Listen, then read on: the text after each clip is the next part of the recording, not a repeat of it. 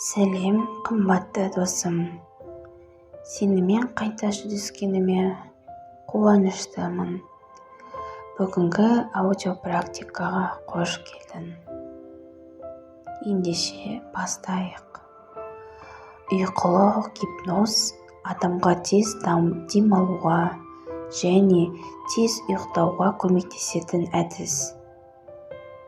Гипнотерапевт релаксация жағдайын жасау және мазасыздықты азайту үшін әртүрлі әдістерді қолданады. Бұл ұйықтаудың табиғи процесіне ықпал етеді. Ұйқылық гипнозшы адамға демалуға және ұйқыға дайындалуға көмектесетін әдіс. Гипноз кезінде адам терең релаксация жағдайына жетеді және тыныш ойларға назар аударады. Бұл олардың ұйықтап кетуіне көмектеседі. Ендеше бастайық. Ұйықтауға арналған гипноздық техника. Тыныш ортаны құру. Қоршаған ортаны тыныш және жайлы болуына маңызды. Адамның ыңғайлы отыру, босаңсу және көздерін жабу. Терең тыныс алыңыз.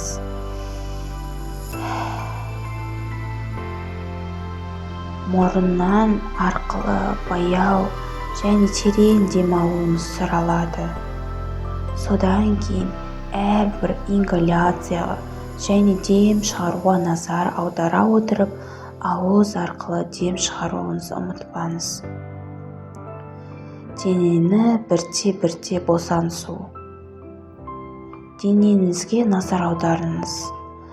Саусақтарыңызды бастап, денеңіз әрбір бөлігін бірте-бірте босаңсытып жатқанын елестетіңіз.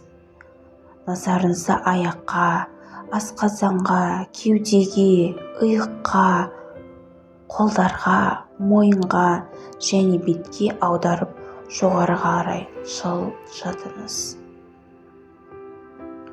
Көрнекілігі: сіз адамның өзін жағажай немесе орман сияқты тыныш жерді елестетіп, сол жердің дыбыстарына, иістеріне және сезімдеріне назар аударыңыз.